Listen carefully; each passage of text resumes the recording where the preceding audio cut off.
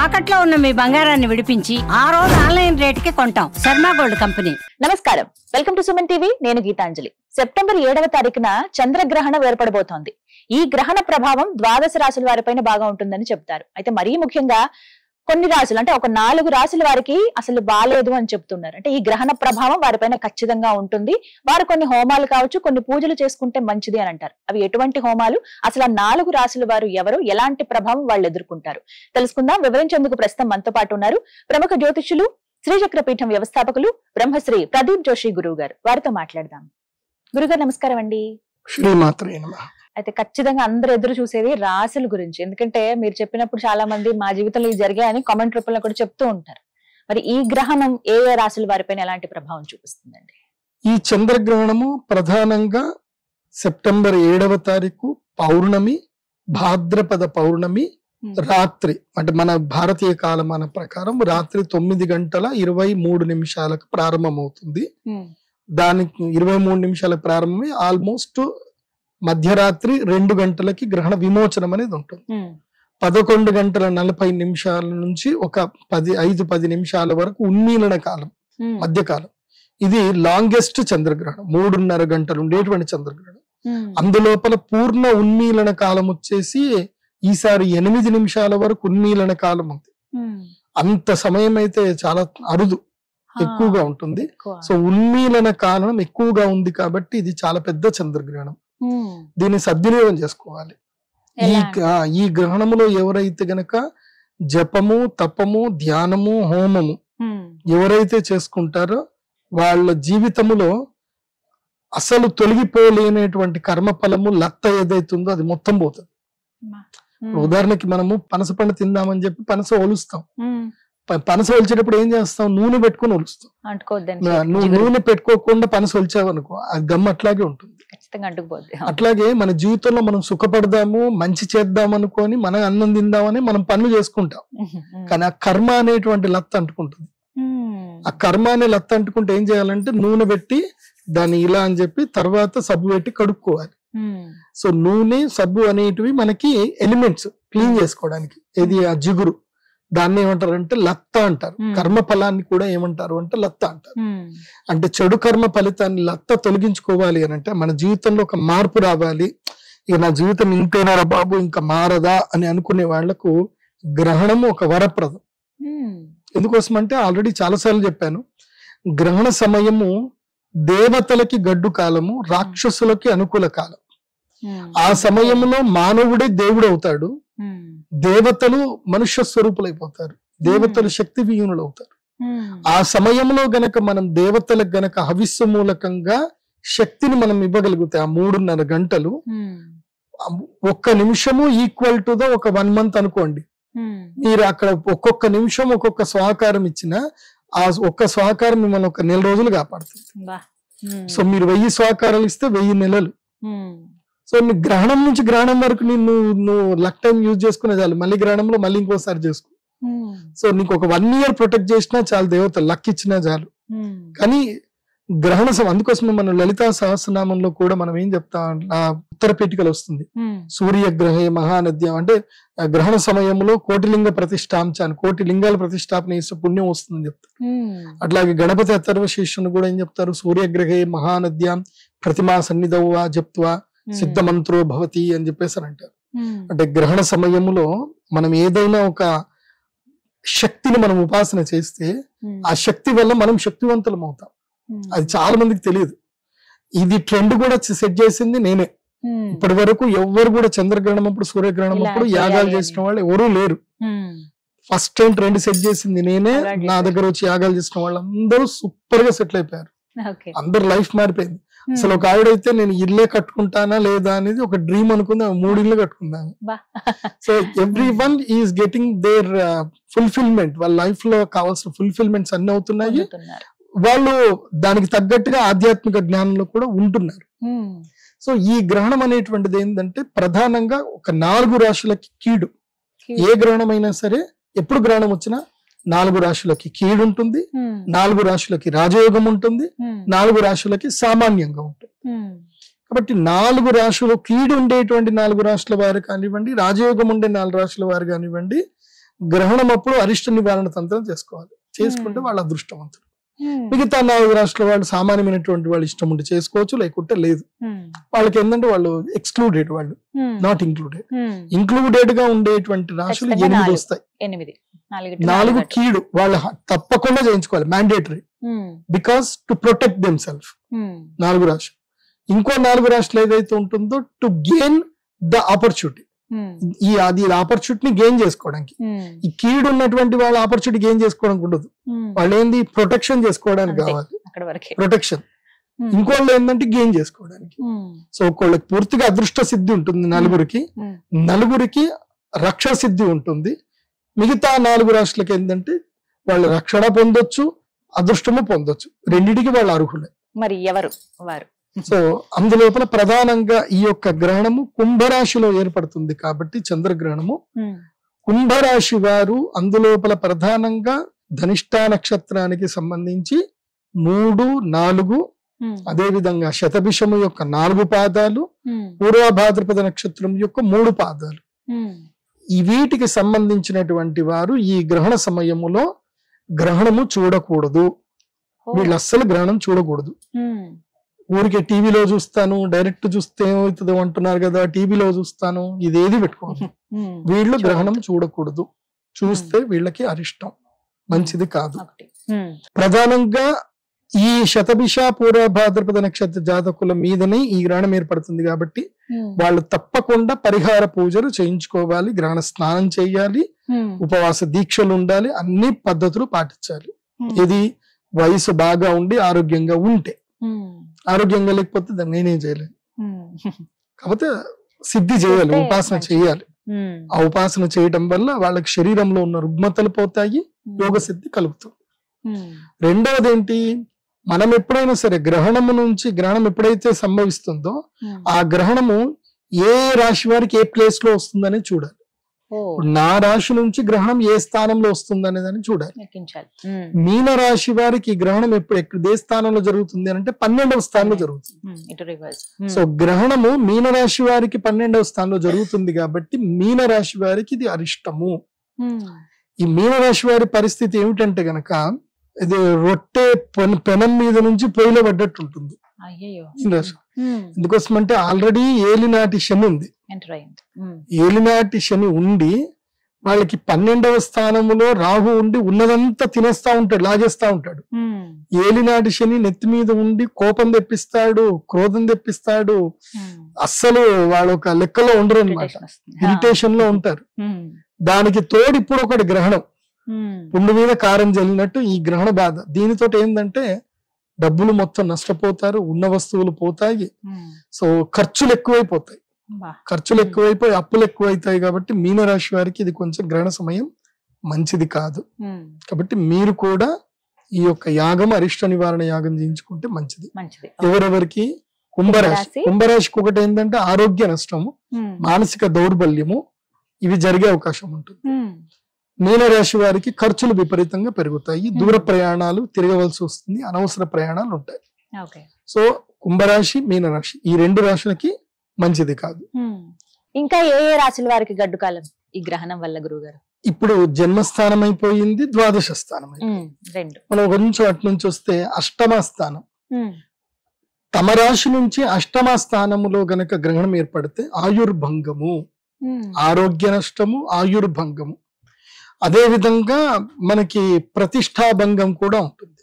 అంటే పరువు నష్టం జరగడము, పరువు పోవడము, రూమర్స్ క్రియేట్ అవ్వడము. ఇది ఎవరికి అనంటే కర్కాటక రాశికి. కర్కాటక రాశి నుంచి కుంభరాశి కౌంట్ చేసుకోవాలి. కర్కం నుంచి కుంభం కౌంట్ చేస్తే 8వ స్థానం అవుతుంది. సో కర్కాటక రాశి వారికి ఈ గ్రహణము మంచిది కాదు. వీళ్ళు కర్కాటక రాశి వాళ్ళు ఈ గ్రహణ సమయంలో మాత్రం చాలా జాగ్రత్తగా ఉండాలి. ఈ గ్రహణమైనప్పటి నుంచి ఈ ఏదైతే గనక 40 రోజుల వరకు, ఆల్మోస్ట్ దీపావళి వరకు కొత్త వాహనాలు కొనుక్కోవడం గానీ చేసుకోకూడదు. చాలా మంది దసరాకి వాహనాలు కొనుక్కుంటారు. కర్కాటక రాశి వాళ్ళు ఈసారి వాహనం కొనుక్కోకూడదు, దీపావళి దాకా కొనుక్కూడదు. దీపావళి తర్వాత కావాలంటే సూర్యగ్రహణం అయిపోయిన తర్వాత, దీపావళికి అమావాస్య అయిన తర్వాత కావాలంటే కార్తీక మాసంలో కొనుక్కోండి. కానీ ఈసారి దసరాలకు మాత్రం కొనకూడదు. ఎందుకోసం అంటే గ్రహణ ప్రభావం తప్పకుండా 30 రోజుల పాటు ఉంటుంది. అందుకే కర్కాటక రాశి వారు ఏంటంటే దూర ప్రయాణాలు చేయకూడదు, దూర ప్రయాణం జోలికి వెళ్ళకూడదు, 2 వీలర్స్ నడిపించినప్పుడు చాలా జాగ్రత్తగా ఉండాలి, ట్రాఫిక్ రూల్స్ భయంకరంగా పాటించాలి, తప్పకుండా పాటించాలి. సో కర్కాటక రాశి వారు ఆరోగ్య విషయంలో అప్రమత్తంగా ఉండాలి. బయట ఫుడ్ ఏది కూడా తినకూడదు. మోస్ట్లీ మీరు కర్కాటక రాశి వాళ్ళకి చెప్పేది ఏంటంటే ఒక 2 నెలల పాటు వెజిటేరియన్ గా ఉండండి. ఒక 2 నెలల పాటు ఈ నాన్ వెజ్ మానేసేయండి, వెజిటేరియన్ గా ఉండండి, చింతపండు కూడా మానేసేయండి, చక్కెర కూడా మానేయండి అని చెప్తా. ఇంకేంటి గురుగారు ఇంకేం తినకుండా ఉండాలి అట్లా అన్నట్టు ఉంటుంది. కానీ నిషిద్ధం. మీ యొక్క నియమాల ప్రకారంగా మీరు ఉండండి. ఆరోగ్యం కాపాడుకోవడం చాలా ముఖ్యం. ఇంకోటి ఏంటంటే కర్కాటక రాశి వారికి ఇంకో విషయం ఏంటంటే చెవులు బాగా గట్టిగా మూసుకోండి. చెప్పుడు మాటలు ఎక్కువగా వినాల్సి వస్తుంది. చెప్పుడు మాటలతోటి జీవితం పాడు చేసుకుంటారు. అష్టమ స్థానం అంటే ఆయుష్ స్థానం. ఇప్పుడు మనం మంచిగానే ఉంటాం, మనకి ఏం జరిగింది ఉండదు, మనం ఏం తప్పు కూడా చేసి ఉన్నాం, కాకపోతే రూమర్స్ క్రియేట్ చేస్తారు. రూమర్స్ క్రియేట్ చేసి మన మీద రేణిపోని అభాండాలు చెప్పి మనల్ని ఇబ్బంది పెడతారు. సో ప్రతిష్టాభంగం కూడా జరుగుతుంది. కాబట్టి ఏది పట్టించుకోవద్దు. నీ సంతోషము నీ ఆస్తి, నీ ఆనందము నీ ఆస్తి. అది ఎవరు దాన్ని నాశనం చేయరు అన్లెస్ యూ ఎంటర్టైన్ దెమ్. నువ్వు వాళ్ళని ఎంటర్టైన్ చేసే తప్ప నీ సంతోషం పోదు. నీ సంతోషం నీ దగ్గరనే ఉంటుంది. నువ్వు సంతోషంగా ఉండాలా దుఃఖంగా ఉండాలనేది అది నీ చాయిస్. వాళ్ళు మనిషి అనే ప్రతి ఒక్కడు ఏంటంటే నేను దుఃఖపెట్టడానికే ట్రై చేస్తాడు, సూటిపోటి మాటలు చెప్పడానికే ట్రై చేస్తాడు. ఎందుకోసం అంటే నువ్వు ఎంత తగ్గితే వాడికి అంత లాభం. కాబట్టి నువ్వు వినడం తక్కువ చేసుకోవాలి. కర్కాటక రాశి వారు చెవులు మూసుకోవాలి, చెప్పుడు మాటలు వినకూడదు. వాళ్ళు నువ్వు అలా చేసేయి ఇలా చేసేయి నీకేంది నేనున్నాను ఇవన్నీ అంటారు. ఎవడూ రాడు, కష్టం వచ్చినప్పుడు ఎవడు రాడు. కాబట్టి ఎవడు ఏదో చెప్పారని చెప్పి మీరు పొంగిపోయి ముందుకెళ్ళకండి. దుర్మార్గులు ఏం చేస్తారంటే మనల్ని బరిలోకి దోస్తారు, వెనకుండి ఎంటర్టైన్మెంట్ చూస్తారు. సో అలాంటి దానికి గురి కావద్దు. కర్కాటక రాశి వారు చాలా జాగ్రత్తగా ఉండాలి ఈ గ్రహణ సమయంలో. మీరు కూడా యాగం చేసుకుంటే చాలా మంచిది, యాగానికి బుక్ చేసుకోండి. ఆ తర్వాత 4వ స్థానం చాలా ఇంపార్టెంట్. 4వ స్థానం ఏది అంటే వృశ్చిక రాశి. వృశ్చిక రాశి నుంచి గ్రహణం 4వ స్థానం అంటే వృశ్చికం, ధనస్సు, మకరం, కుంభం 4వ స్థానం కదా. సో వృశ్చిక రాశి వారికి సుఖస్థానములో గ్రహణం జరగబోతుంది. సుఖస్థానంలో గ్రహణం జరిగితే ఏమవుతుంది అంటే సుఖం పోతుంది, సుఖం ఉండదు.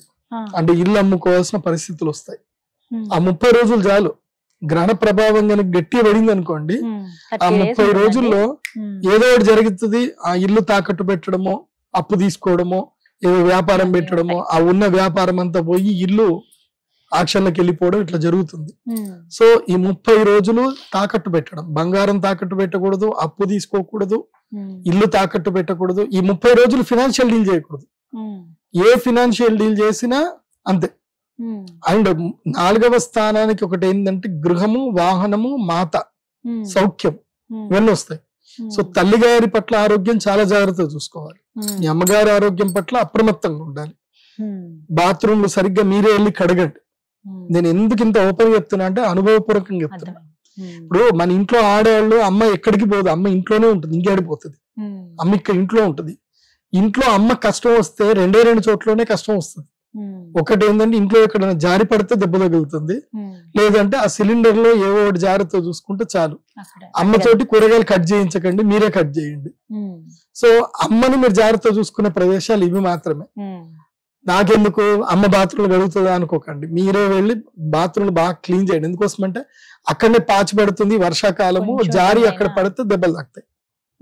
మా కేసీఆర్ గారు అట్లనే పడిపోయి పాపం ఆయన దెబ్బలు తాగించుకున్నారు. కేసీఆర్ గారు ఆయనకి 2 సార్లు 3 సార్లు దెబ్బలు తాగించుకున్నారు కేసీఆర్ గారు. సో అట్లాగే ఎందుకోసం అంటే పెద్దవాళ్ళకి ఎలా ఎక్కడ ఎప్పుడు వెళ్తారో తెలియదు వాళ్ళకి. కాబట్టి ఇంట్లో మీ అమ్మగారిది మీ నాన్నగారిది బాధ్యత మీదే. చతుర్థ స్థానములో గనక గ్రహణం జరిగితే తల్లిదండ్రులకి హాని, నీకేం కాదు. నీకు పోయేదల్లా డబ్బులు పోతాయి, ఇల్లు దూరం అవుతుంది, కుటుంబంలో ఎవరికొకళ్ళకి ఏదో ఒక ఇంజురీస్ జరుగుతాయి, నువ్వు డబ్బులు అక్కడ ఖర్చు పెట్టాల్సి వస్తుంది. కాబట్టి వృశ్చిక రాశి వారు కొంచెం అప్రమత్తంగా ఉండాలి ఈ విషయంలో. సో ఈ 4 రాశులకి మంచిది కాదు. ఏ 4 రాశులు అంటే జన్మస్థానమైనటువంటి కుంభరాశి, ద్వాదశ స్థానమైనటువంటి మీనరాశి, అష్టమ స్థానమైనటువంటి కర్కాటక రాశి, చతుర్థ స్థానంలో గ్రహణం జరుగుతున్నటువంటి వృశ్చిక రాశి. ఈ 4 రాశులకి మంచిది కాదు. హోమాలు అవి చెప్పారు కదా గురువు గారు, ఎక్కడ చేయించుకోవాలి, ఎలా చేయించుకోవాలి? ఇది మా శ్రీచక్ర పీఠంలోనే యాగం చేస్తాం. శ్రీచక్ర పీఠంలో రాత్రిపూట యాగం ఉంటుంది. కేవలం 100 మందికి మాత్రమే అవకాశం. త్వరపడాలి. 100 మందికి మించి ఎవరిని బుకింగ్స్ అల్లి స్టార్ట్ అయ్యండి. నా వెబ్సైట్ లో pradeepjoshi.com వెబ్సైట్ లోనే బుకింగ్స్ ఉంటాయి. డైరెక్ట్ గా వెబ్సైట్ త్రూనే బుకింగ్ చేసుకోండి. 100 మందికనే ఎందుకు పెట్టారు లిమిటేషన్? అంటే నేను అంత తట్టుకోలేను. నేను అంతమంది మాట్లాడేసరికి నేను అంతమందికి టైం ఇవ్వలేకపోతాను. నేను ఇబ్బంది అసలు ఆ క్రౌడ్ తట్టుకోలేను నేను. సో 100 మంది అనేసరికి ఆ 100 మందికి నా మీదనే ఉంటుంది గురువు గారిని కలవాలి, గురుగారితో మాట్లాడివ్వాలి అని అంటారు. నేను ఆ 100 మందిని కలిసి వాళ్ళందరికీ ఇప్పుడు ఆ గ్రహణ సమయంలో పూజ ఎట్లుంటుంది అంటే, ఫస్ట్ అందరిని ఎవరైతే జాతకాలు వాళ్ళందరివి పేపర్లన్నీ తీసుకుంటాం, వాళ్ళకి అప్లికేషన్స్ ఇస్తాం. వాళ్ళ బాధలు ఏందో వాళ్ళు మొత్తం రాయాలి. అక్కడ అభీష్ట సిద్ధి గ్రంథం ఉంటుంది మా దేవస్థానంలో. ముందుగానే వచ్చి అభీష్ట సిద్ధి గ్రంథంలో వాళ్ళ పేర్లు అవన్నీ కూడా రాసుకొని వాళ్ళ కోరికలు ఏందో రాసుకోవాలి. ఆ అమ్మవారి ముందు నివేదన తీసుకోవడం. తర్వాత ఏదైతే గనక గ్రహణ పూజ స్టార్ట్ అవుతుందో దానికి నేను సిద్ధం అయ్యి ఉండాలి, రెడీగా జపం అంతా చేసుకొని రెడీ ఉంటాను. అగ్ని ప్రస్థానం చేస్తాను. ఈ అగ్ని ప్రస్థానం చేసేసరికి నా ఎనర్జీ ఆల్మోస్ట్ 15% అక్కడ పడిపోతుంది. అగ్ని ప్రస్థానం అయిన తర్వాత కూర్చొని గ్రహణం గురించి అందరికి చెప్పి గ్రహణ పూజ అంతా జరుగుతుంది. పూజ జరిగేటప్పుడు నేను ప్రతి ఒక్కరి దగ్గరికి వెళ్ళి మాల ఉంటుంది, జ్వాలాముఖి మాల ఉంటుంది. అందరికి జ్వాలాముఖి మాల నేనే వేయాలి చేయితోటి, వేరే వాళ్ళతోటి వేయడానికి లేదు. ఒప్పుకోరు కూడా. వేరే వాళ్ళు వేస్తారు అంటే లేదు గురుగారు వేయాలి అంటారు. సో ఈ వచ్చిన 100 మందికి నేనే మాలలు వేయాలి. 100 మందికి రుద్రశూల స్పర్శ ఇవ్వాలి. గ్రహణం అప్పుడు రుద్రశూల స్పర్శ లేకుండా గ్రహణం పూజ చేయడానికి లేదు. ఎందుకోసం అంటే రుద్రశూల స్పర్శని వాళ్ళకి రక్షిస్తుంది. ఇప్పుడు మనం దేవతలకి రక్షణ ఇస్తున్నాం. అప్పుడు సామ్రాజ్యం ఎవరిది గ్రహణ సమయంలో? రాక్షసులు. ఆ రాక్షసుల నుంచి మనల్ని ఎవరు కాపాడే వాళ్ళు ఒకళ్ళు ఉండాలి కదా. అది ఎవరు అంటే ఒకటి గురువు, నా దగ్గర ఉండే రుద్రశూలం. రుద్రశూల స్పర్శ లేకుండా గ్రహణ పూజ చేయకూడదు, క్లియర్ గా చెప్తున్నాను. చాలా మంది ఏంటంటే నన్ను ఫాలో అయిపోయి కొంతమంది చేసుకుంటారు. ఎందుకోసం అంటే ఈ సంబంధించిన పూజలు చేసేటప్పుడు సిద్ధ గురువులు ఉండాలి. చేయకూడదు, ఇంట్లో చేసుకోకూడదు. గ్రహణ పూజలు ఇంట్లో చేయకూడదు. అంటే ఆ శక్తి వేరు. ఆ శక్తిని మనం ప్రోద్బల్యంగా మనము దేవతా సాన్నిధ్యంలో మాత్రం చేయాలి. అంటే ఆ ఆర మనల్ని రక్షించాలి. సింపుల్ చెప్పాలంటే ఇప్పుడు కోడి రామకృష్ణ గారు మా నాన్నగారి మిత్రులే. దేవి సినిమా తీసేటప్పుడు కూడా మా నాన్నగారిని చాలా అడిగారు. తర్వాత మీరు రుద్రశూలం చూస్తే గనక మీకు సేమ్ అదే రుద్రశూలం, అంజీ సినిమాలో రుద్రశూలం మా దగ్గర ఉండేది అదే సేమ్, రెండు ఒకటే. అది ప్యాటర్న్ కూడా ఇచ్చింది కూడా మా నాన్నగారే ఇచ్చారు, రుద్రశూల ప్యాటర్న్. సో దాంట్లో ఏంటంటే అష్టదిగ్బంధనం చేస్తారు. మీరు దేవి సినిమా ఒకసారి చూస్తే మీకు అర్థమవుతుంది. మన ఇంటి చుట్టూ ఒక రక్ష కుంకుమ నీళ్లు పోస్తారు. ఆ రక్షరేఖ దాటి లోపలికి రాలేడు దుష్టుడు. అట్లాగే దేవతా సాన్నిధ్యంలో కనుక మనం చేస్తే అక్కడ దేవాలయానికి ఏంటంటే మేము అష్టదిగ్బంధనం చేసి వస్తాం. ఆ సాన్నిధ్యంలో గురువు దగ్గర చేసుకుంటే అది వేరు. అందుకే జ్వాలాముఖి మాల ఇస్తాం. జ్వాలాముఖి మాల మెడలో ఉంది అని అంటే ఏది మన ఆర దగ్గర రానే రాదు. మనకి తెలియకుండా మనం రక్షించేదే మన ఆర. మంచి జరగాలి, మంచి జరగడానికి యుద్ధం జరగాలి. యుద్ధం జరిగితేనే మంచి అవుతుంది. ఇప్పుడు ఆపరేషన్ సింధూర్ చేశారు, మేము మంచోళ్ళము అని చెప్పేసి మనం ఇక్కడ కూర్చుంటే ఏమవుతుండే? ఆపరేషన్ సింధూర్ చేశారు కాబట్టి ఇవాళ మన భారతీయుల స్త్రీల సింధూరం అంతా నిలబడింది. కాబట్టి ఇలాంటివి జరుగుతానే ఉంటాయి. మనము ధర్మానికి, అమ్మవారికి అనుకూలం యాగం చేసుకుంటాం. మన జీవితం ఉద్ధారం అవ్వాలని చేస్తాం. అంతేగాని ఏదో ఎవరికో నష్టం జరగాలని మనం చెయ్యం. కాకపోతే ఆ చేసే పద్ధతిలో లోపం ఉండకూడదు, జాగ్రత్త ఉండాలి. అంతకుమించి ఏం లేదు. దీంట్లో భయపెట్టేది ఏం లేదు. పద్ధతిగా చేసుకోవాలి అంతే. 100 మందికి అయితే అవకాశం ఉంది. త్వరగా ఇప్పుడే బుకింగ్ చేసుకుంటే అందరికి రుద్రశూల స్పర్శిస్తాము. తర్వాత మళ్ళీ అమ్మవారికి అర్చన ఉంటుంది. అమ్మవారికి తేనెతో అభిషేకం ఉంటుంది. తేనె అభిషేకం చేసిన తర్వాత అందరికి తమలపాకు తేనె ఇస్తాం. అది మ్యాండేటరీ. అది సో దానికైతే ఎగబడిపోతారు, మొత్తం అంత వస్తారు. దాదాపుగా తీసుకుంటారు. లాస్ట్ టైం ప్రసాదం షష్టగ్రహ కదండి. కూటం చేసినప్పుడు దాదాపు ఒక 1000 మంది వచ్చారు ఒకటేసారి. 1000 మందికి ఇంత ఉన్న నాకు ఆ చిన్న 3 గంటల టైంలో 1000 మందికి నేను మాల వేయాలి, 1000 మందికి రుద్రశూల స్పర్శ చేయాలి, 1000 మందికి తమలపాకు ప్రసాదం ఇవ్వాలి. నా వల్ల కాదు, కష్టం అవుతుంది. కష్టమైంది. సో అందుకే కొంతమందికి లిమిట్ పెడతాను. సో అది అదే చేసిన తర్వాత మళ్ళీ ఇదంతా అయిన తర్వాత ఇదంతా ఒక ఎత్తు. గ్రహణం మొత్తం పూర్ణాహుతి అవుతుంది, గ్రహణం అయిపోతుంది, అందరికి మంత్రం చెప్తాము. ఇదంతా అయిపోయిన తర్వాత రెండోది పార్ట్ 2 ఏంటంటే వీళ్ళందరినీ గోదావరి తీసుకెళ్ళాలి. గోదావరి నదికి తీసుకెళ్లి గోదావరి నదిలో స్నానం చేయాలి. గ్రహణ విమోచన స్నానము నదిలోనే చేయాలి. పట్టు స్నానము ఇప్పుడు ఇంట్లో సాధారణంగా పట్టు స్నానాలు, విడుపు స్నానాలు మీరు ఇంట్లో చేసుకోండి. ఇంట్లో కొంచెం ఉప్పు వేసేసి, నీళ్ళలో ఉప్పు వేసి చేసేసుకోవచ్చు. కానీ మేము చేస్తున్న పూజలకి ఏంటంటే పట్టు స్నానము దేవాలయంలో చేయాలి, విడుపు స్నానం వెళ్ళి గోదావరిలో చేయాలి. గోదావరి నదికే ఆ శక్తి ఉంటుంది, నీ మొత్తం తీసుకెళ్లే శక్తి. నువ్వు ఏదైతే గ్రహణ సమయంలో చేసుకున్నటువంటి విమోచనం, పాప విమోచనం ఏదైతే ఉందో అది నువ్వు గోదావరి నదిలో వెళ్ళే వదలాలి. అక్కడ మాత్రమే, అది కూడా రుద్రశూల స్పర్శతోటే వదలాలి. పద్ధతి అది. సో ఆ పద్ధతి ప్రకారమే చెయ్యాలి. సో మళ్ళీ నేను అక్కడికి వెళ్ళాలి. గోదావరి నదిలో చలిలో నేను తెల్లవారుజామున నేను నదిలో మునిగి నేను రెడీ ఉండాలి. అందరికి తలకి రుద్రశూలం పెట్టి ముంచాలి, నేనే ముంచాలి. సో ఎంతమంది వస్తే అంతమందిని ముంచాలి. సో అంతమందిని ముంచి మళ్ళీ అక్కడి నుంచి మళ్ళీ గుడికి వచ్చేసి అప్పుడు అందరికి యంత్రాలు ఏవైతే ప్రసాదం ఏదైతే ఉందో వాళ్ళందరికీ యంత్ర ప్రసాదం గ్రహణం అయిన తర్వాత ఇవ్వాలి. గ్రహణం టైంలో ఇవ్వకూడదు.